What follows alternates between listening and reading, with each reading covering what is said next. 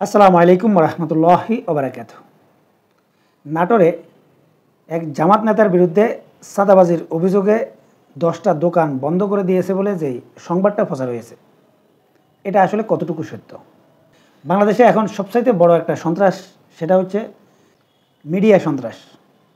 এই মিডিয়া সন্ত্রাসটা এতটা মারাত্মক এবং এতটা ভয়াবহ, যে কোনো ঘটনাকে মানুষের সামনে ভুলভাবে উপস্থাপন করা।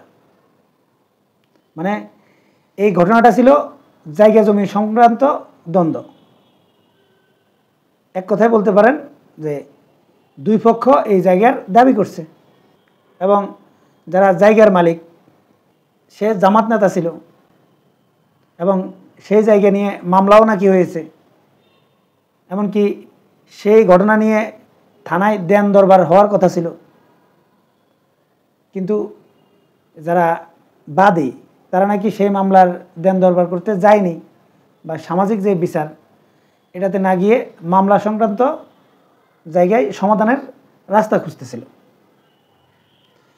এক কথায় বলতে পারেন জায়গা জমির মামলা যারা করে তারা প্রত্যেকে জানে আপনার জীবন শেষ হয়ে যাবে, কিন্তু এই মামলা শেষ হবে না।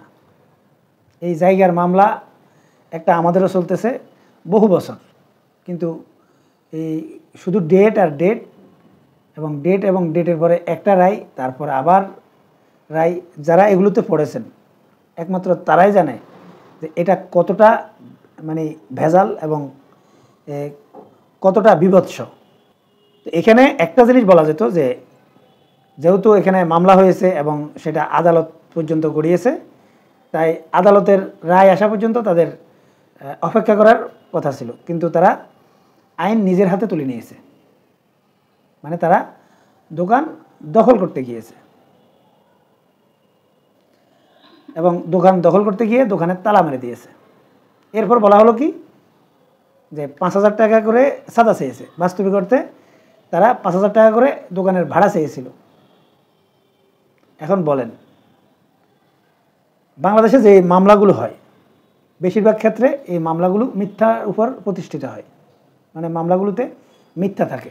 এমনকি আপনারা জানেন যে বর্তমান যুগে এই যে স্বামী স্ত্রীর মধ্যে বা বিবাহ বিচ্ছেদের যে মামলাগুলো হয়, এই মামলাগুলোতে ঘটনা যেটাই থাকুক, নারী নির্যাতন, তারপরে যৌতুক, এগুলো ঢুকিয়ে দেওয়া হয়। মানে এই মিথ্যাগুলো না দিলে এই মামলা শক্তিশালী হয় না। ঠিক বাংলাদেশে যতগুলো মামলা হয় এইসব মামলাগুলোর মধ্যে 80% মিথ্যা থাকে। এখন সাংবাদিকরা তো অবশ্যই খোঁজখবর নিয়ে এই ঘটনাগুলো জেনে তারপর সংবাদ প্রচার করে, কিন্তু এখানে সাংবাদিকরা কি কাজটা করেছে, তারা জেনে বুঝে ঘটনাগুলো জানার পরেও সেখানে চাঁদাবাজি যুক্ত করে দিয়েছে। এখন আপনারাই বলেন, এই যে মিডিয়া সন্ত্রাস এবং যে কোনো সংবাদকে চাঁদাবাজিতে রূপ দিয়ে দেওয়া এবং যে কোনো দলকে ট্যাগ করে এর এই জাতীয় সংবাদ প্রচার করা, এটা আদতে কি সাংবাদিকতার কোনো নৈতিকতায় পড়ে? সাংবাদিকদেরকে অবশ্যই মানুষ মনে করে এটা সমাজের আয়না এবং তাদের অবশ্যই আলাদা সম্মান এবং মর্যাদা থাকার কথা। এবং সংবাদপত্রের স্বাধীনতার কথা যে আমরা বলি, এখন এই স্বাধীনতা মানে কি যে কোনো সম্মানিত ব্যক্তিকে বা যে কোনো একটা দলকে বেইজ্জতি করার জন্য স্বাধীনতা? সত্যিকার অর্থে সৎভাবে রাজনীতি করাটাও বর্তমান সময়ে অনেক চ্যালেঞ্জিং বিষয় হয়ে দাঁড়াচ্ছে। ভবিষ্যতেও আমার মনে হয় সৎভাবে রাজনীতি করাটাও অনেক চ্যালেঞ্জিং হবে, কারণ মিডিয়া কেন্দ্রিক যে সন্ত্রাসটা এখন হচ্ছে এটা আসলেই মারাত্মক ভয়াবহ। যে কারো সম্মান যে কোনো মুহূর্তে নষ্ট করে দিতে পারে।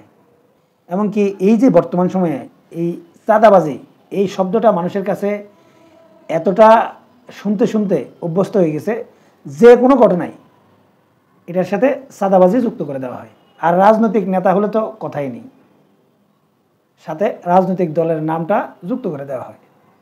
সম্মানিত দর্শক, আপনারা কি মনে করেন কমেন্টসে লিখে জানাবেন। এখনকার মতো এই পর্যন্তই। আল্লাহ হাফেজ।